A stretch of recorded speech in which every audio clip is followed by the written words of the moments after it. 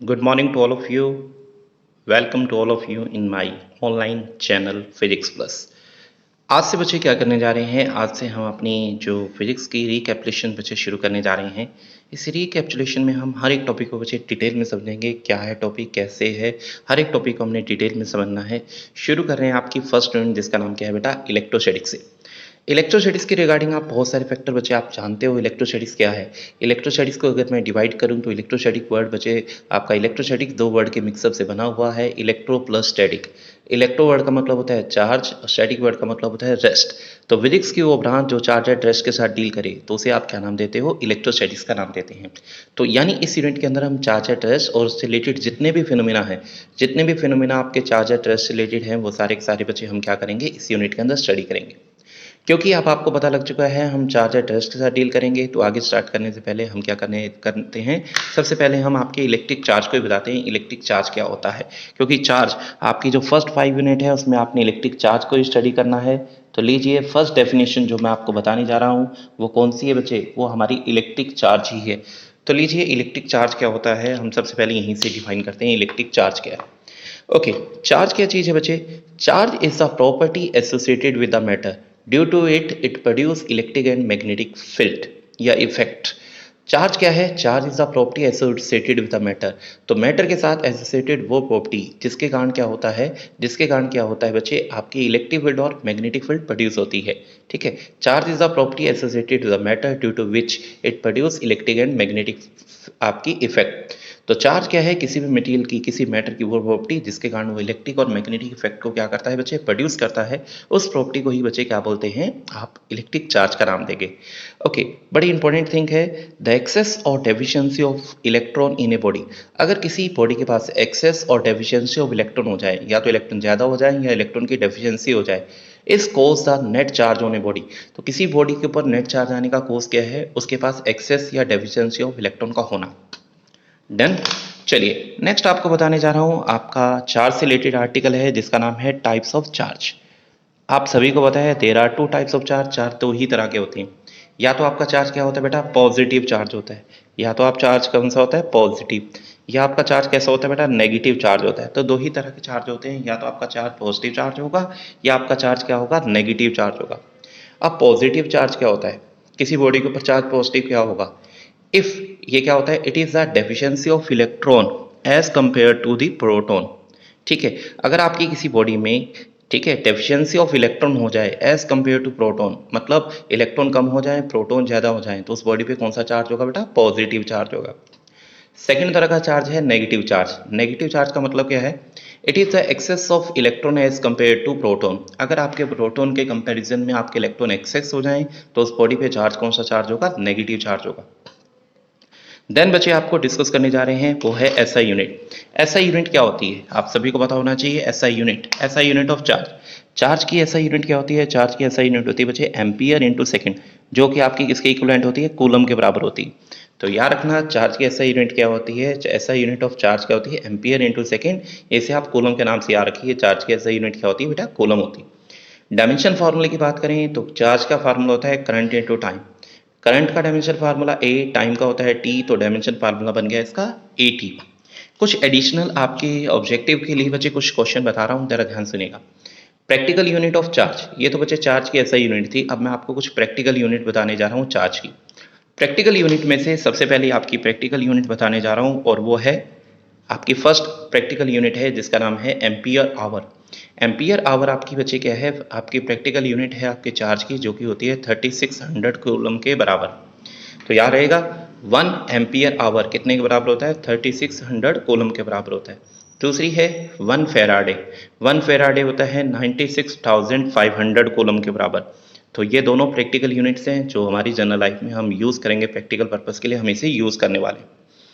Then है बच्चे एक छोटा सा पॉइंट जो इसके रिगार्डिंग आप चार्ज के पॉइंट के रिगार्डिंग याद रखना। Millikan determine the quanta of charge and estimated it is equal to the charge of electron. तो मिलीकन एक साइंटिस्ट है जिन्होंने डिटरमाइन किया था क्वांटा ऑफ चार्ज, चार्ज की quantum nature, quanta of charge को डिटरमाइन किया था। और इन्होंने एस्टिमेट किया था quanta of charge, 1 quanta of charge किसके बराबर होता है? चार्ज ऑफ इलेक्ट्रॉन के इक्विवेलेंट होता है। ये लीजिए अदर रिलेशन भी बताए, जैसे आपको ये आपकी स्टैट कॉलम होती है सीजीएस यूनिट। अगर मैं एसआई और सीजीएस यूनिट के बीच में रिलेशन बताऊं तो 1 कॉलम कितने के बराबर होता है बच्चे? 1 कॉलम होता है 3 × 10⁹ स्टैट कॉलम के बराबर। तो एसआई और सीजीएस सिस्टम में ये रिलेशन आ गया। एक और भी यूनिट होती है जो आपकी यूज़ की जाती है बच्चे, वो है एब्सोल्यूट कॉलम। 1 एब्सोल्यूट कॉलम होता है 10 कॉलम के बराबर, याद रहेगा। ठीक है, तो क्या क्या बच्चे मैंने आपको बताया, 1 कॉलम कितने के बराबर होता है? 1 कॉलम होता है 10⁻³ 3 × 10⁻⁹ स्टैट कॉलम के बराबर। और 1 एब्सोल्यूट कॉलम कितने के बराबर होता है बच्चे? 10 कॉलम के बराबर होता है। ठीक है, यहाँ पे बच्चे एक नोट बना के एक स्पेशल सी बात है आपको बताने जा रहा हूँ, नोट बना के आपको दिखा देता हूँ। नोट क्या बना रखा है मैंने? हाँ जी, नोट क्या है? नोट में ये चीज़ ध्यान रखनी है, देखिए, charges of the fundamental particle is their internal characteristics. Charges क्या होते हैं? फंडामेंटल पार्टिकल्स हैं, उनके चार्जेस क्या है? उनकी इंटरनल कैरेक्टरिस्टिक्स होती हैं। While charge on a body depend upon the number of proton and electron inside the body. देखिए, फंडामेंटल पार्टिकल्स की तो चार्ज इंटरनल कैरेक्टरिस्टिक्स होती हैं, लेकिन किसी बॉडी के ऊपर चार्ज किस चीज़ पे डिपेंड करेगा? उसके नंबर ऑफ इलेक्ट्रॉन या प्रोटॉन पे डिपेंड करेगा। अगर प्रोटॉन अगर प्रोटॉन ज़्यादा है तो पॉजिटिव चार्ज, अगर इलेक्ट्रॉन ज़्यादा है तो नेगेटिव चार्ज। तो इस तरह बच्चे हम बता सकते हैं आपके किसी बॉडी के ऊपर, मतलब किसी बॉडी के ऊपर जो चार्ज होगा वो उसके नंबर ऑफ प्रोटॉन और इलेक्ट्रॉन पे डिपेंड करेगा। अदरवाइज चार्ज आपके फंडामेंटल आपके पार्टिकल्स की इंटरनल कैरेक्टरिस्टिक्स होती है। ठीक है, चलिए नेक्स्ट आगे मूव करते हैं। चलिए, चार्ज की बचे, चार्ज इलेक्ट्रिक चार्ज की डेफिनेशन, उसकी टाइप्स के और उसकी जो एसआई यूनिट्स हैं उनमें कन्वर्जन जानने के बाद अब आपको बताने जा रहा हूँ स्पेसिफिक प्रॉपर्टी ऑफ चार्ज, मतलब चार्ज की कौन कौन सी स्पेसिफिक प्रॉपर्टी होती है। ध्यान सुनिएगा, ये आपके चैप्टर का 20 माना जाता है बच्चे। ओके, सबसे पहली प्रॉपर्टी है charge is a scalar quantity. हमारा जो चार्ज है वो कौन सी क्वांटिटी होता है बच्चे? चार्ज कौन सी क्वांटिटी होती है? स्केलर क्वांटिटी होती है। लीजिए फर्स्ट प्रॉपर्टी तो ये निकल के आई, charge is a scalar quantity. तो चार्ज स्केलर क्वांटिटी है, इसका मतलब इसे आप क्या कर सकते हैं? सिंपल अलजेब्रा का यूज़ करके इसे आप ऐड माइनस कर सकते हैं। दूसरा, आपका चार्ज किसी बॉडी के ऊपर एक्सेस ऑफ इलेक्ट्रॉन या डेफिशिएंसी ऑफ इलेक्ट्रॉन के कारण ही होता है, ये चीज़ आपको पता है। सेकंड प्रॉपर्टी है charge is transferable.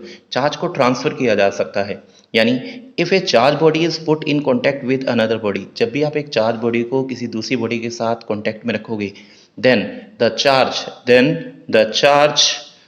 Can be transfer from one body to another body. ठीक है, if a charge body is put contact in another body, जब भी एक चार्ज बॉडी को किसी दूसरी बॉडी के साथ कॉन्टैक्ट में रखोगे, then the charge can be transfer to another body. तो जब भी एक चार्ज बॉडी को दूसरी अनदर बॉडी के साथ टच करोगे तो टच करने से चार्ज क्या हो जाता है? ट्रांसफर हो जाता है। इसका मतलब आपका चार्ज क्या है? ट्रांसफरेबल है, मतलब ट्रांसफर किया जा सकता है। तीसरी बचे आपकी प्रॉपर्टी आती है charge is always associated with mass, मतलब charge is always associated with mass. तो अगर चार्ज होगा तो मास जरूर होगा, मतलब चार्ज मास के बगैर हो ही नहीं सकता। तो अगर किसी बॉडी पर चार्ज है तो मास होगा ही होगा, लेकिन मास चार्ज के बगैर एग्जिस्ट कर सकता है, बहुत सारी बॉडी न्यूट्रल भी होती है। नेक्स्ट बहुत ही इंपॉर्टेंट प्रॉपर्टी है, इसको बच्चे मैं अंडरलाइन कर लेता हूँ आपकी। ठीक है, बॉक्स में मैंने इसे बना लिया है। देन है आपकी नेक्स्ट प्रॉपर्टी जिसका नाम है चार्जेस क्वांटाइज। ठीक है, यानी कि मेरी प्रॉपर्टी का क्या नाम बनेगा? आपकी ये प्रॉपर्टी है चार्जेस क्वांटाइज या क्वांटाइजेशन ऑफ चार्ज। तो चार्ज की एक प्रॉपर्टी होती है, चार्ज क्वांटाइज इन नेचर होता है। क्वांटाइजेशन का मतलब क्या होता है? The quantisation of charge is the property by virtue of which all free charge are integral multiple of basic unit of charge of electron और proton, चार्ज ऑफ इलेक्ट्रॉन और proton. ठीक है, तो आपके बच्चे मैंने क्या बोला? According to the quantisation of charge.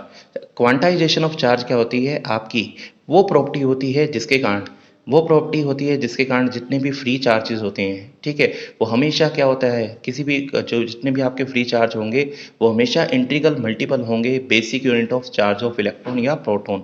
यानी किसी बॉडी पे जो भी टोटल फ्री चार्ज होगा वो हमेशा इंटीग्रल मल्टीपल, यानी किसी बॉडी पे टोटल जो फ्री चार्ज होगा वो हमेशा integral multiple free charge of electron और प्रोटॉन के इक्विवेलेंट होगा। ठीक है, यहाँ पे एन क्या चीज़ होगा? Where N is a integer. तो एन की वैल्यू हमेशा क्या होगी? एक इंटीजर होगी, मतलब एन की वैल्यू एक डेफिनेट होगी, कभी फ्रैक्शन नहीं होगी। कभी आपको बच्चे कोई न्यूमेरिकल दे दिया जाए, यानी क्वांटाइजेशन ऑफ चार्ज तो समझ आ गया होगा, किसी बॉडी के ऊपर जो भी टोटल फ्री चार्ज होगा वो हमेशा integral multiple of charge of free electron, ठीक है, या integral multiple of the basic unit of charge of electron या प्रोटॉन के बराबर होता है। प्लस का मतलब प्रोटॉन के लिए है और नेगेटिव का मतलब इलेक्ट्रॉन के लिए है। तो चार्ज दो ही तरह का हो सकता है ना। तो आपके एन की वैल्यू हमेशा क्या होगी? इंटीग्रल होगी। तो किसी बॉडी पे आपने देखना हो क्या किसी बॉडी पे ये चार्ज फिजिबल है या नहीं है, तो किसी बॉडी पे ये बताना हो ये चार्ज पॉसिबल है या नहीं, तो आप क्या कीजिए, एन की वैल्यू निकाल लीजिए। अगर आपके एन की वैल्यू क्या आई, एक इंटीजर आई, तो वो चार्ज की वैल्यू उस बॉडी के ऊपर हो सकती है। फ्रैक्शनल तो एन की वैल्यू हो ही नहीं सकती। दूसरी बात, इसी प्रॉपर्टी के कारण जब भी आप दो बॉडी को रब करोगे, मान लीजिए आपने दो बॉडी को रब किया, रब करने से क्या होता है, जब भी आप दो बॉडी को रब करेंगे तो फोर्स ऑफ फ्रिक्शन के कारण हीट जनरेट हो जाएगी। हीट जनरेट होने से जिस बॉडी का वर्क फंक्शन कम होगा वो इलेक्ट्रॉन को लूज करेगी, और जिस बॉडी का वर्क फंक्शन आपका ज़्यादा होगा वो गेन करेगी। ठीक है, जो बॉडी इलेक्ट्रॉन को लूज करती है उसके ऊपर कौन सा चार्ज आता है, पॉजिटिव, और जो गेन करेगी उसके ऊपर कौन सा चार्ज होगा, नेगेटिव। इसका मतलब जब भी आपकी इलेक्ट्रॉन की ट्रांसफर होगी, इस प्रॉपर्टी के कारण जब भी ट्रांसफर होगी वो भी हमेशा इंट्रीगल ही होगी, या आपकी इंट्रीगल ही होगी। यानी एक बॉडी दूसरी बॉडी को एक इलेक्ट्रॉन दे सकती है, दो दे सकती है, 10 दे सकती है, लेकिन कभी भी फ्रैक्शन नंबर ऑफ इलेक्ट्रॉन आपके एक बॉडी से दूसरी बॉडी में ट्रांसफर नहीं हो सकते। ये बताती है आपकी क्वांटाइजेशन ऑफ चार्ज की प्रॉपर्टी।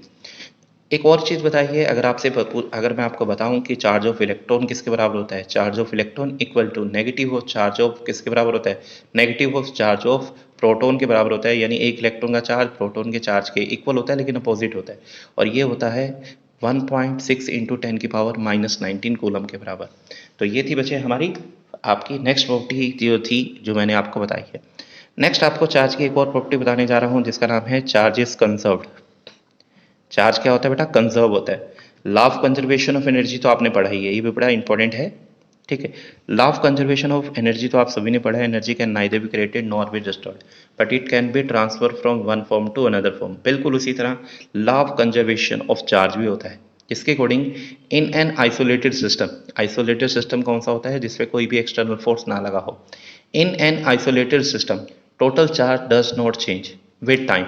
आपके आइसोलेटेड सिस्टम का टोटल चार्ज कभी भी टाइम के साथ चेंज नहीं होता।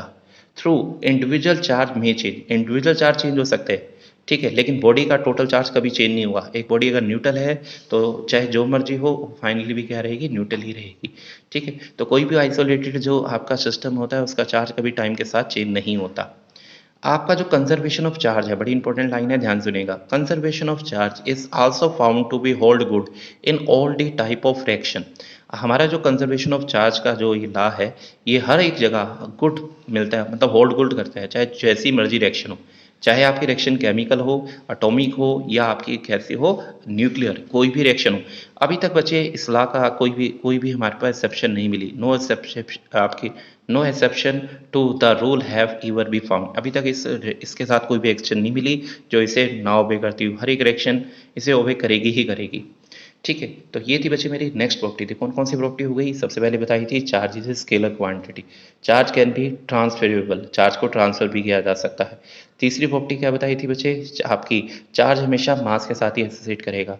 फोर्थ प्रॉपर्टी क्या बताई थी, charge is quantize. Next property बताई थी चार्ज इज कंजर्व। नेक्स्ट आपको प्रॉपर्टी बताने जा रहा हूँ जिस जो कौन सी बच्चे, नेक्स्ट प्रॉपर्टी आपको बताने जा रहा हूँ जिसका नाम है charge is invariant. Next property कौन सी बच्चे, नेक्स्ट प्रॉपर्टी आपके सामने डिस्कस करने जा रहे हैं जिसका नाम है चार्ज इज इनवेरिएंट। चार्ज आपका इनवेरिएंट होता है। इनवेरिएंट का मतलब क्या है, इनवेरिएंट का मतलब है बच्चे, इसका मतलब है charge is independent on frame of reference. हमारा जो चार्ज है वो फ्रेम ऑफ रेफरेंस पे डिपेंड नहीं करता। फ्रेम ऑफ रेफरेंस क्या होते हैं, +1 में पढ़े थे। फ्रेम ऑफ रेफरेंस क्या होते हैं, frame of reference is a system या frame of reference is a set of coordinate axis attached to an observer having clock with him with respect to which we can determine position and motion of the particle। तो x Y Z axis को ही frame of reference बोला जाता है। ठीक है, जिसके respect पे हम किसी भी पार्टिकल की पोजीशन या उसकी पोजीशन को या उसके मोशन को डिटरमाइन करते हैं। ठीक, फ्रेम ऑफ रेफरेंस दो तरह के होते हैं, एक होते हैं इनर्शियल फ्रेम, एक होते हैं नॉन इनर्शियल फ्रेम। ठीक है, आपके इनर्शियल कौन से होते हैं, जो न्यूटन फर्स्ट लॉ को ओबे करते हैं, और नॉन इनर्शियल जो न्यूटन फर्स्ट लॉ को ओबे नहीं करते। चलिए शुरू करते हैं। Charge is independent of frame of reference. Charge आपका फ्रेम ऑफ रेफरेंस पे डिपेंड नहीं करता, यानी कि इसका मतलब क्या हुआ, charge on a body does not change what ever be it speed. आपकी किसी भी बॉडी की कोई भी स्पीड हो, स्पीड के साथ मतलब अगर एक चार्ज मूव कर रहा है तो मोशन के कारण चार्ज के ऊपर कोई इफेक्ट नहीं पड़ता, चार्ज की वैल्यू सेम ही रहती है। ठीक है, तो किसी भी बॉडी के चार्ज का स्पीड के साथ कोई लेना देना नहीं है, स्पीड के साथ उसके चार्ज को कोई फर्क नहीं पड़ेगा। चलिए, चार्ज की वेरियस प्रॉपर्टी स्टडी करने के बाद बच्चे अब मैं आपको एक बड़ा इंपॉर्टेंट पॉइंट बताने जा रहा हूँ, ध्यान सुनिएगा। ये आपका यूजफुल रहेगा, आपकी 5 यूनिट के अंदर यही यूज़ करना है, यही काम करना है हमने, ध्यान से ये जरूर ध्यान से सुनिएगा। आपकी क्या लिखी है बच्चे, मैंने हेडिंग क्या बनाई है, देखिए एक्सेलेटेड चार्ज रेडिएट एनर्जी, यानी जब भी आपका चार्ज एक्सेलेट होता है वो एनर्जी को क्या करता है, रेडिएट करता है।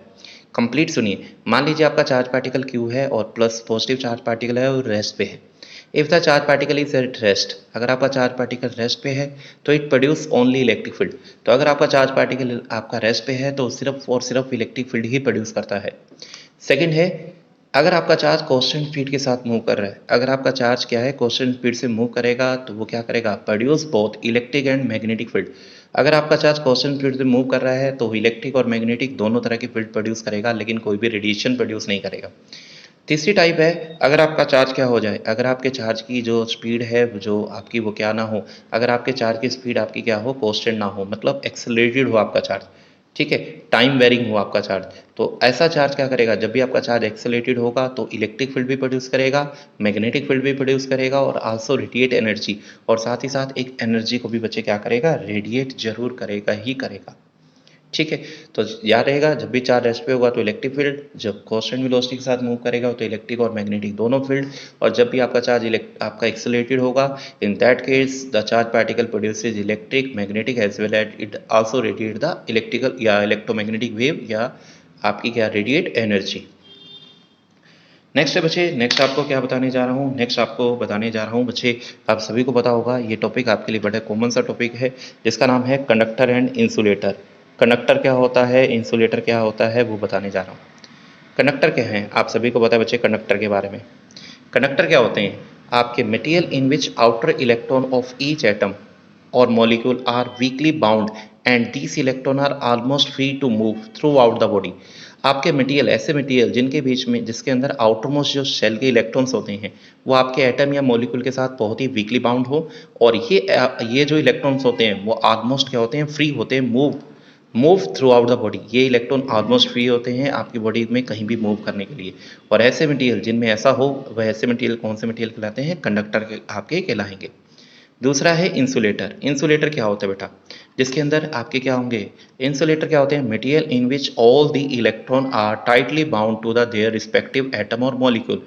ऐसे मटेरियल जिनके अंदर हर जितने भी इलेक्ट्रॉन्स हैं, चाहे वो अंदर के हों चाहे बाहर के आउटमोस्ट शेल के हों, वो हमेशा टाइटली बाउंड हो उनके रिस्पेक्टिव एटम या मॉलिक्यूल से, तो ऐसे मटेरियल आपके इंसुलेटर कहलाते हैं।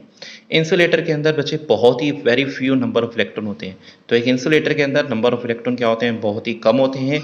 ठीक है, इसका मतलब क्या हुआ बच्चे, in insulator there are very free electron, very few free electron. आपके जो इंसुलेटर होते हैं उसके अंदर बहुत ही कम फ्री इलेक्ट्रॉन्स होते हैं, इसीलिए इन मटेरियल को बच्चे एक और भी नाम से आपको बोला जाता है, आपके insulator is also known as dielectric. आपके इंसुलेटर को एक और भी नाम दिया जाता है, डाइलेक्ट से बोला जाता है। नेक्स्ट बहुत इंपॉर्टेंट टॉपिक है बच्चे, जिसका आपके बारे में बच्चे मैं डिटेल में बताऊंगा, जो है बच्चे मेथड ऑफ चार्जिंग। मतलब आपके वो कौन कौन से मेथड है जिससे आप किसी बॉडी को क्या कर सकते हो, किसी बॉडी के ऊपर इलेक्ट्रिक चार्ज को क्या कर सकते हैं बेटा, प्रोड्यूस कर सकते हैं। तो अभी तक बच्चे हमने आपको चार्ज के बारे में, उससे प्रॉपर्टी, आपको कंडक्टर इंसुलेटर के बारे में बताया। अब मैं आपको बताने जा रहा हूँ मेथड ऑफ चार्जिंग, मतलब वो मेथड जिसके द्वारा आप क्या कर सकते हो, आप किसी बॉडी को चार्ज कर सकते हो। चलिए शुरू करते हैं। फर्स्ट मेथड जिसके द्वारा आप किसी बॉडी को चार्ज कर सकते हो, फर्स्ट मेथड होता है बच्चे फ्रिक्शन। फ्रिक्शन क्या होता है, आप सभी को पता है फ्रिक्शन के बारे में। इफ वी रब वन बॉडी विथ अनदर, जब भी आप एक बॉडी को दूसरी बॉडी के साथ रब करोगे, electron are transfer from one body to another body. जब भी आप एक बॉडी को दूसरी बॉडी के साथ रब करोगे तो इलेक्ट्रॉन क्या होंगे, एक बॉडी से दूसरी बॉडी में ट्रांसफर होंगे। अगर ट्रांसफर होंगे, जिस बॉडी के पास इलेक्ट्रॉन जाएंगे उस पर नेगेटिव चार्ज, जो बॉडी लूज करेगी इलेक्ट्रॉन को उसके ऊपर कौन सा चार्ज होगा, पॉजिटिव चार्ज। अब कौन सी बॉडी इलेक्ट्रॉन को गेन करती है, कौन सी बॉडी आपकी लूज करती है, वो डिपेंड करता है उसके वर्क फंक्शन पे। जिसका वर्क फंक्शन कम होगा, जिस बॉडी का वर्क फंक्शन की वैल्यू लो होगी, वो इलेक्ट्रॉन को लूज करेगी, और जिसका वर्क फंक्शन ज़्यादा होगा वो क्या करेगी, इलेक्ट्रॉन को गेन करेगी। जैसे यहाँ कुछ एग्जाम्पल दे रखे हैं, ये पॉजिटिव नेगेटिव चार्ज, मतलब इन्हें कॉरस्पॉन्डिंग एक दूसरे के साथ रब करूँ तो इस पे नेगेटिव और इस पे पॉजिटिव चार्ज। जैसे एक गिलास रोड को सिल्क के कपड़े के साथ, एक गिलास रोड लीजिए, मान लीजिए गिलास रोड है, इसे सिल्क के कपड़े के साथ रब कीजिए। रब करेंगे तो गिलास रोड के ऊपर पॉजिटिव चार्ज आता है और सिल्क के ऊपर कौन सा चार्ज आता है, नेगेटिव चार्ज आता है। दूसरा, एक वुलन क्लॉथ को अगर आप रबड़ शू या प्लास्टिक ऑब्जेक्ट के साथ रब करेंगे तो वुलन क्लॉथ के ऊपर पॉजिटिव चार्ज और रबड़ या प्लास्टिक शू के ऊपर कौन सा चार्ज आता है बेटा, नेगेटिव चार्ज आएगा। ओके, ऐसे ही बच्चे और भी कुछ एग्जांपल आपको दिखाने जा रहे हैं। थर्ड एग्जांपल है, अगर आपके हेयर से रिलेटेड, अगर आप ड्राई हेयर के एक कॉम्ब के साथ, अगर आपने ड्राई हेयर में कॉम्ब को मूव करेंगे, 2-4 बार मूव कर लीजिए, तो कॉम्ब के ऊपर नेगेटिव चार्ज आता है और ड्राई हेयर के ऊपर कौन सा चार्ज आता है बेटा? पॉजिटिव चार्ज आता है। ऐसे ही अगर हम कैट की स्किन को अगर एबनॉइड रोड के साथ, एक रोड है, एबनॉइड रोड के साथ अगर रब करूँगा तो कैट आपकी स्किन के ऊपर पॉजिटिव चार्ज और एबनॉइड रोड के ऊपर बचे नेगेटिव चार्ज। ये जो एग्जांपल है याद रख लेना, कई बार बच्चे एग्जाम में ऑब्जेक्टिव क्वेश्चन पूछ लेते हैं किसके ऊपर नेगेटिव चार्ज आएगा, किस पे पॉजिटिव, तो इसीलिए बच्चे टेबल बनाई थी।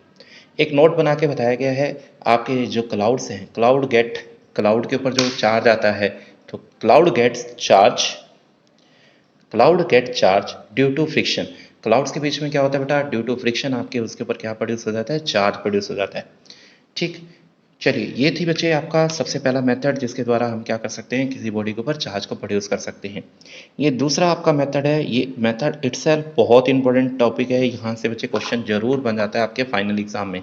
ठीक है, तो क्या है बच्चे, ये ध्यान सुनिएगा इसे। आपकी नेक्स्ट प्रॉपर्टी है, आपकी नेक्स्ट आपका मेथड है जिससे आप किसी बॉडी के ऊपर चार्ज प्रोड्यूस कर सकते हो, जिसका नाम है इलेक्ट्रोस्टैटिक इंडक्शन। क्या है? If a charge body is brought near a neutral body, जब भी आप एक चार्ज बॉडी को किसी न्यूट्रल बॉडी के नियर बाय लाएंगे तो क्या होगा? The charge body the charge body ठीक है, the charge body will attract opposite charge and repel the similar charge. तो जब भी आप एक चार्ज बॉडी को किसी न्यूट्रल बॉडी के नियर बाय लाएंगे तो चार्ज बॉडी क्या करेगी? अपोजिट चार्ज को, तो बच्चे देखिए, अपोजिट चार्ज को तो अट्रैक्ट करेगी और सिमिलर चार्ज को क्या करेगी? रिपेल करेगी इन द न्यूट्रल बॉडी। तो न्यूट्रल बॉडी के अंदर जो भी आपके सिमिलर चार्ज होंगे उन्हें तो रिपेल करेगी, अपोजिट चार्ज को क्या करेगी? अट्रैक्ट करेगी। जिसके कारण क्या होगा? As a result of this one side of the neutral body आपकी बिकम नेगेटिव, जिसके कारण आपकी न्यूट्रल बॉडी की एक साइड तो नेगेटिव हो जाएगी and while the other side positive. इसी फिनोमिना को, इसी प्रोसेस को आप क्या बोलेंगे? आप इलेक्ट्रोस्टैटिक इंडक्शन का नाम देंगे। जैसे कि यहाँ समझिए क्या बोला है मैंने। बच्चे मान लीजिए मेरे पास एक चार्ज बॉडी है और इसके ऊपर पॉजिटिव चार्ज है। ठीक है, मैं इसे क्या कर सकता हूँ? दूसरी एक आपकी क्या है, एक अनचार्ज बॉडी के नियर बाय ला रहा हूँ। तो जैसे ही बच्चे मैं एक चार्ज बॉडी को एक अनचार्ज बॉडी के नियर बाय लाऊंगा तो क्या होगा? ये चार्ज बॉडी बेटा न्यूट्रल, आपका ये भी न्यूट्रल कंडक्टिंग बॉडी है। कंडक्टर के अंदर क्या होता है? Free electron. जैसे इस पॉजिटिव चार्ज बॉडी को मैं इसके नियर बाय लाऊंगा तो ये क्या करेगा? जितने भी पॉजिटिव इलेक्ट्रॉन है इसे अपनी तरफ अटैक करना शुरू कर देगी। तो जितने भी नेगेटिव चार्ज है वो स्पेस के ऊपर, और कंजर्वेशन के कारण या जितने लाइक चार्ज को रिपेल करती है तो ये लाइक चार्ज कहाँ चले जाएंगे? अपोजिट स्पेस के ऊपर चले जाएंगे। तो जैसे ही आप एक चार्ज बॉडी को एक अनचार्ज कंडक्टिंग बॉडी के नियर बाय लाओगे तो आपके जो अपोजिट चार्ज हैं वो तो स्पेस पे आ जाएंगे और सिमिलर चार्ज क्या होंगे? वो अपोजिट फेस के ऊपर चले जाएंगे। ये है आपका स्टेप नंबर फर्स्ट। ठीक है, ये जो फिनोमिना हुआ है, ये जो आपकी क्या फिनोमिना हुआ है, जैसे आप एक चार्ज बॉडी को एक न्यूट्रल आपके अनचार्ज कंडक्टिंग बॉडी के नियर बाय लाए, ऐसा करने से आपके चार्ज की रीडिस्ट्रीब्यूशन हुई है। इसी रीडिस्ट्रीब्यूशन को ही इंडक्शन का नाम दिया जाता है।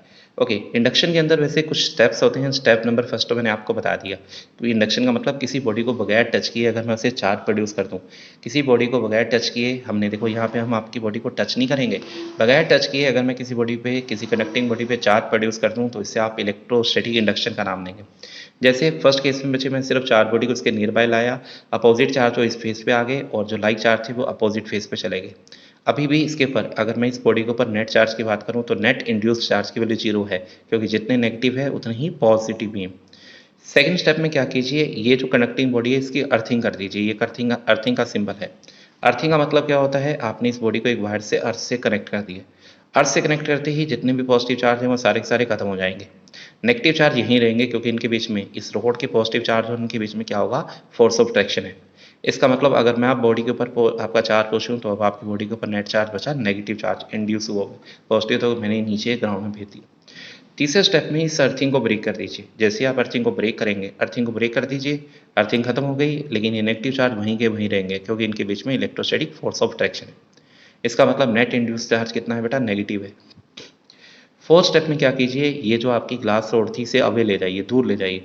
जैसे ही दूर लेके जाओगे ये सारे के सारे जो नेगेटिव चार्ज हैं वो आपकी बॉडी के ऊपर यूनिफॉर्मली डिस्ट्रीब्यूटेड हो जाएंगे।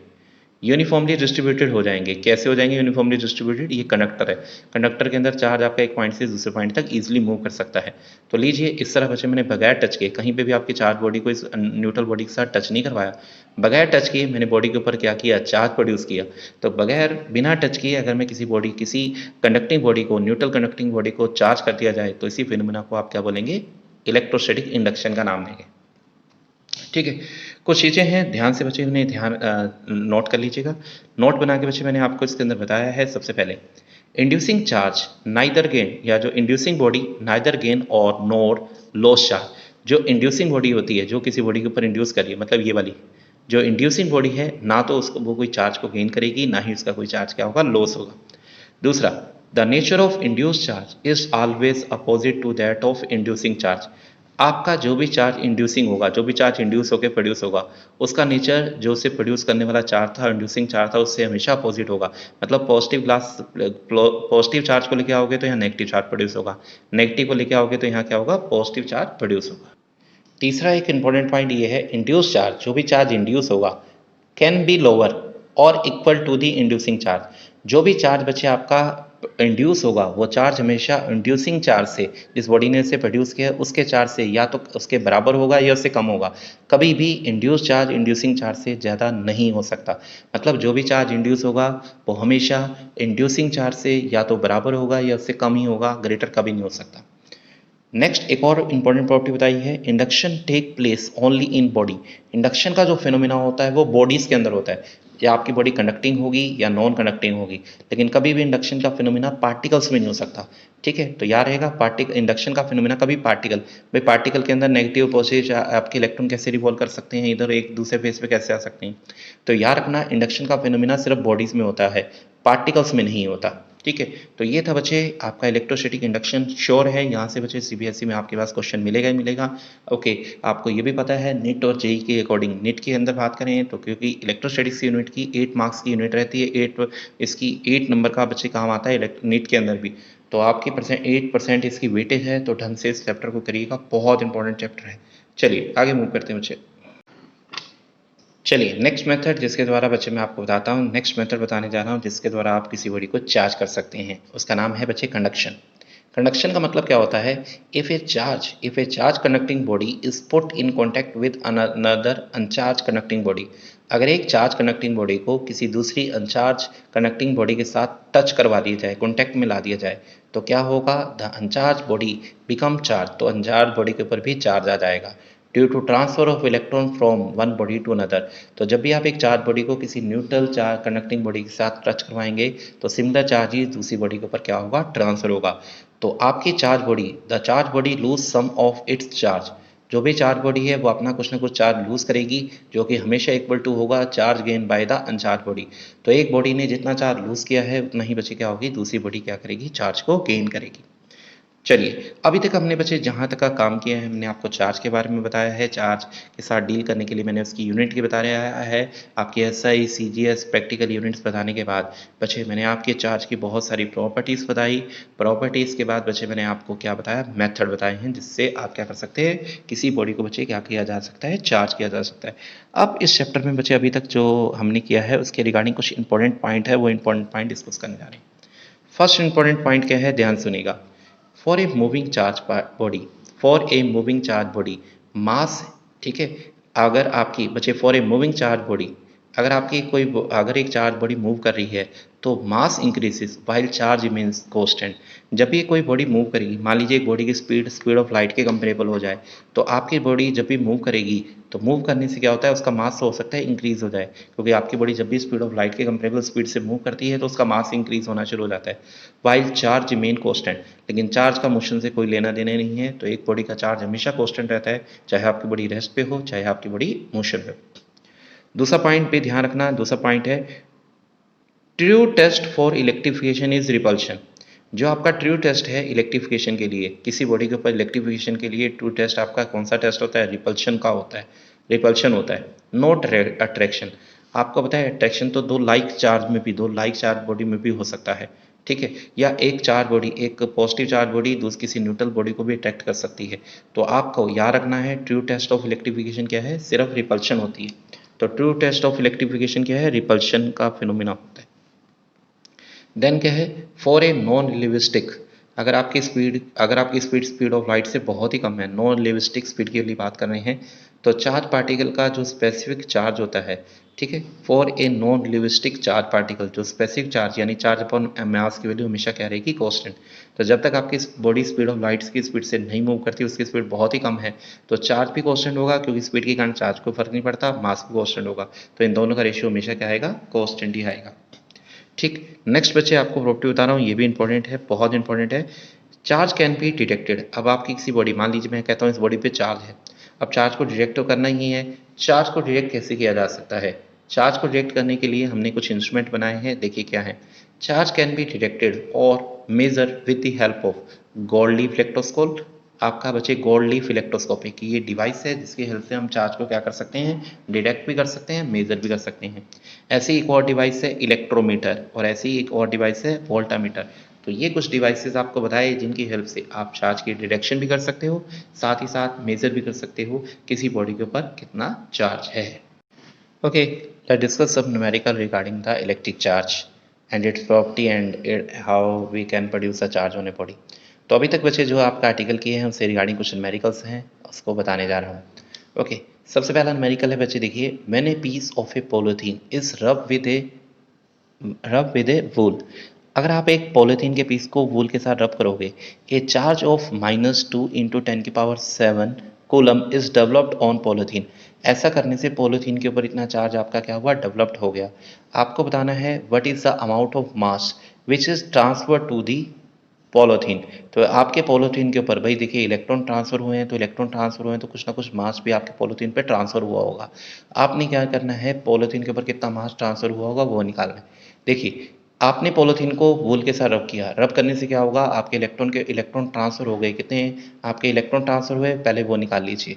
ठीक है, सबसे पहले हमारे को क्या देखा है, जैसे आप एक पॉलीथीन को वूल के साथ रब करोगे तो रब करने से कितना चार्ज प्रोड्यूस हो गया है। चार्ज के बारे में गिवन है, चार्ज से आप क्या निकाल सकते हैं, चार्ज से नंबर ऑफ इलेक्ट्रॉन आप निकाल सकते हैं। यानी जब रब किया तो कितने इलेक्ट्रॉन आपके आपके ट्रांसफर हुए पॉलीथीन को। कैसे निकालूं, आपको फॉर्मूला पता है, क्वांटाइजेशन ऑफ चार्ज के अकॉर्डिंगली क्यू होता है प्लस माइनस एन ई के बराबर।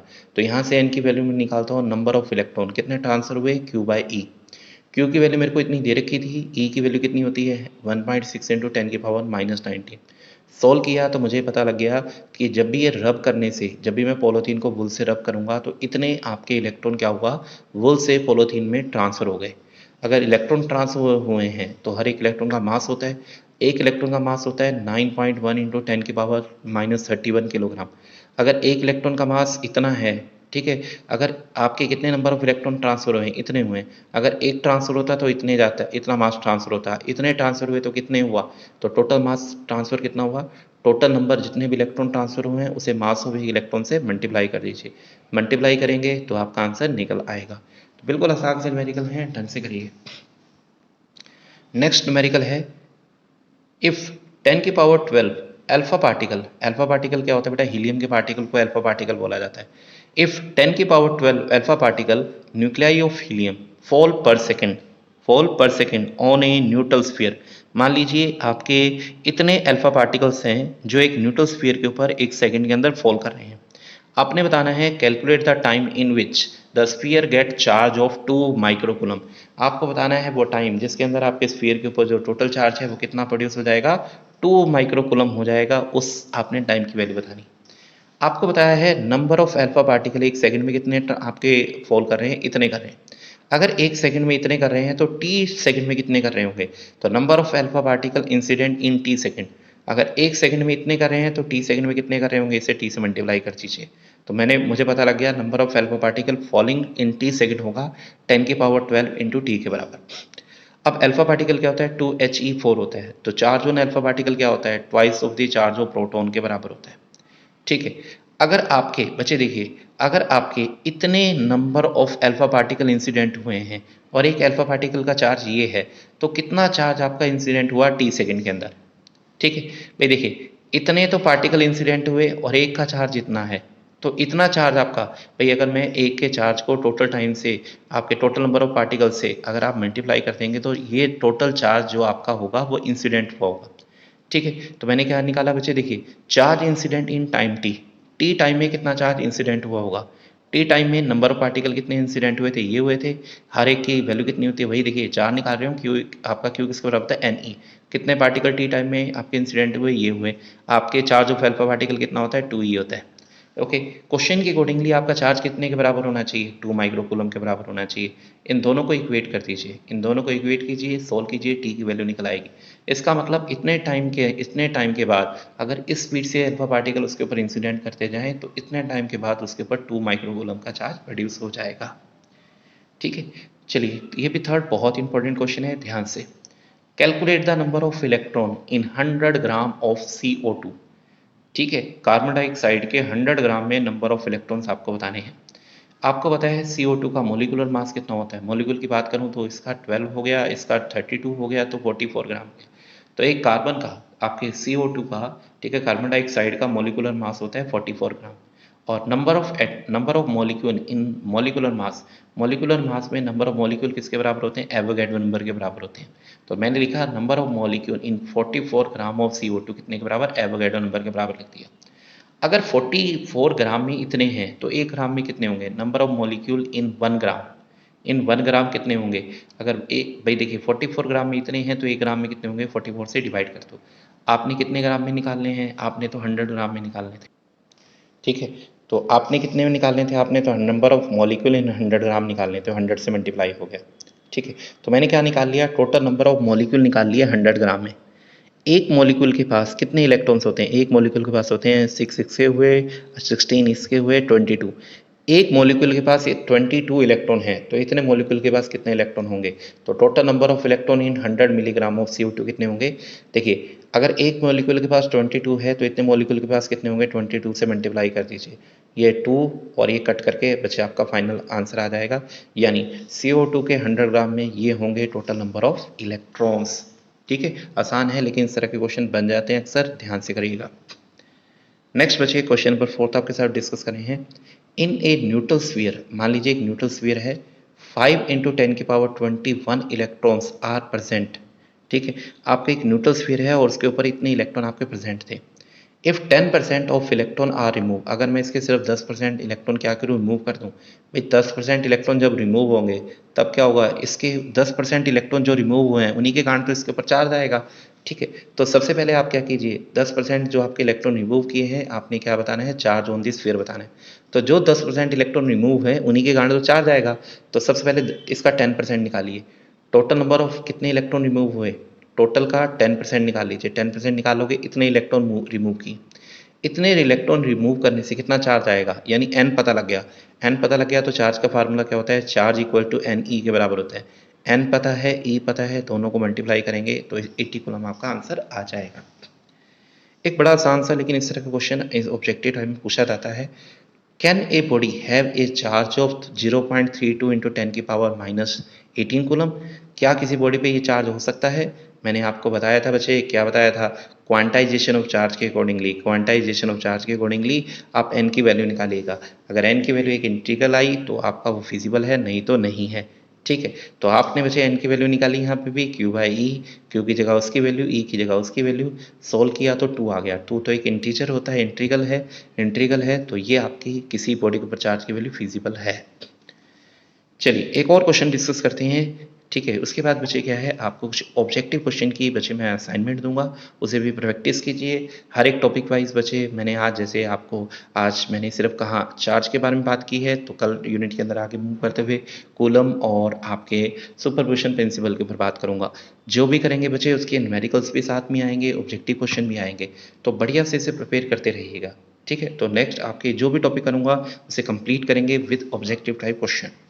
ठीक है, नेक्स्ट है question, how many electron should be remove from a conductor so that it acquire a positive charge of 3.5 nano coulomb. एक कंडक्टर से कितने इलेक्ट्रॉन को रिमूव किया जाए ताकि उसके ऊपर इतना पॉजिटिव चार्ज आ जाए। पॉजिटिव चार्ज पता है, नैनो का मतलब कितना होता है, 10 की पावर -9। आपको क्यू पता है और एन निकालना है, यही तो निकालना है आपने, नंबर ऑफ इलेक्ट्रॉन। एन निकालना है, एन होता है Q/E। क्यू ये रहा, ई ये रहा, दोनों को डिवाइड करो तो ये है वो नंबर ऑफ इलेक्ट्रॉन्स। तो इस तरह बच्चे आपने देखा क्वेश्चन बहुत आसान है। चलिए अब इसके कुछ ऑब्जेक्टिव क्वेश्चन के असाइनमेंट बच्चे आपको भेज दूंगा, ठीक है। असाइनमेंट है, उन असाइनमेंट क्वेश्चन की बच्चे यहीं पे बच्चे आपकी वीडियो के साथ ही अटैच कर दूंगा। आप उस असाइनमेंट क्वेश्चन को करके यहाँ तक का जहाँ काम हो गया है वो उसे कंप्लीट कर लीजिए। नेक्स्ट वीडियो में बच्चे आपकी क्या है कूलम लॉ और सुपरपोजिशन प्रिंसिपल और उसके रिगार्डिंग जितने न्यूमेरिकल ऑब्जेक्टिव टाइप क्वेश्चन है वो आपको देंगे। इस लेक्चर में बच्चे इतना ही था। Thank you.